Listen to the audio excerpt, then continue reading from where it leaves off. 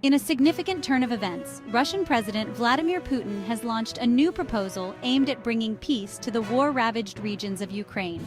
But as with all things political, the devil is in the details, and this offer comes with its share of strings attached. Let's unpack the latest chapter in this ongoing geopolitical saga. Putin's proposition, delivered with the usual fanfare, involves a ceasefire in Ukraine. But here's the catch.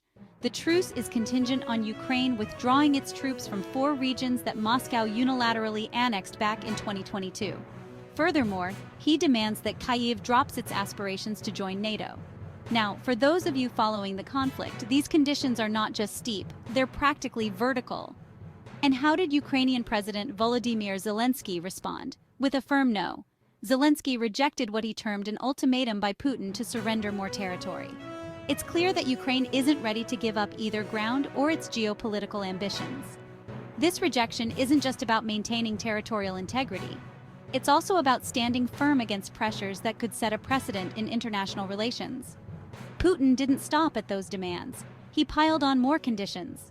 Ukraine must recognize the annexation of Crimea and other territories, ensure a non-nuclear status, and limit its military capabilities.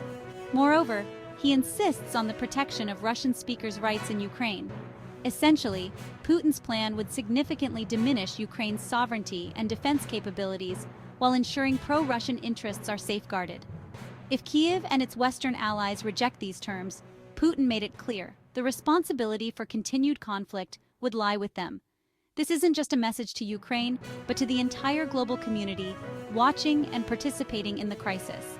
The Kremlin has been vocal about its readiness for peace talks, often pinning the blame on the West for prolonging the conflict by not reining in Kyiv's resistance. So, what does all this mean for the future of Ukraine and the wider region? If history is any guide, peace talks are as much about leverage as they are about compromise. With both sides holding their ground, the path to peace seems as complex and fraught as ever. As international tensions simmer and the global community watches on, the stakes remain sky-high in this geopolitical chess game. For now, the world waits to see if there's room for negotiation or if the battle lines are drawn even deeper. As always, I'll keep you updated on how this situation unfolds.